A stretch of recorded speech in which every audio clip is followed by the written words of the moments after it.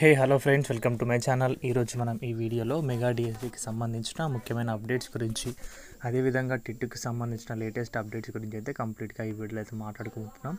So video చాలా యూస్ఫుల్గా అయితే ఉండబోతుంది గైస్. వీడియో స్కిప్ చేయకుండా లాస్ట్ వరకు అయితే చూడండి, ఓకేనా?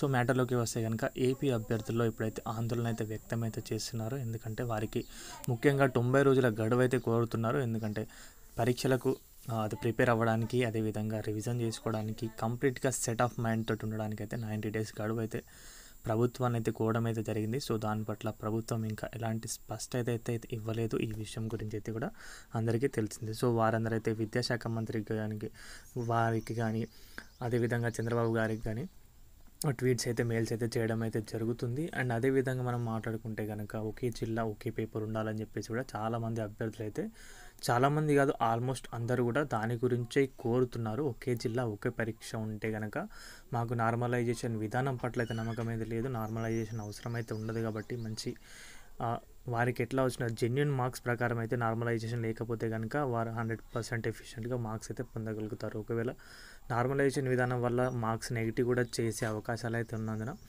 సో ఒకే జిల్లా ఒకే పేపర్ కావాలని చెప్పేసి కూడా అభ్యర్థులు అయితే ఆందోళన అయితే వ్యక్తం చేశారు. సో మరి డిఎస్సికి సంబంధించిన నోటిఫికేషన్ అయితే విడుదలైతే చేసిన ప్రభుత్వం ఇంకా దాని పట్ల ఎలాంటి స్పష్టత అయితే ఇవ్వట్లేదు. పరీక్ష తేదీలు కూడా అఫీషియల్గా అనౌన్స్ అయితే కాలేదు. సో వాటి గురించి కూడా అభ్యర్థులు అయితే వేచి ఉన్నారు.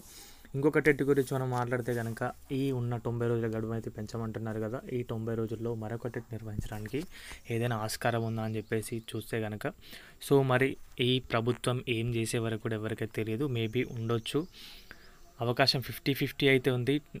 టెట్కి సంబంధించి పెట్టే అవకాశాలు కూడా అవుతున్నాయి. ఎందుకంటే ఎక్కువ సంఖ్యలో పోస్టులు అనేవి ఉన్నాయి కాబట్టి ఎక్కువ మందిని అవకాశం ఇస్తారనేది చూద్దాం. 2024 టెట్లో అయితే ఇదైతే నార్మలైజేషన్ విధానం వల్ల చాలా ఫెయిల్యూర్స్ అయితే చూసాం. అంటే నెగిటివ్ స్కోర్ మార్క్స్ అయితే తీసివేయడం వల్ల అయితే చాలా మందికి అయితే రాకపోవడం అయితే మనమైతే చూడడమే జరిగింది. సో ఆ విధంగా ఉండకపోవచ్చు, మేబీ టెట్ కూడా తీసుకొచ్చే అవకాశాలు అయితే కనిపిస్తున్నాయి ఫ్రెండ్స్.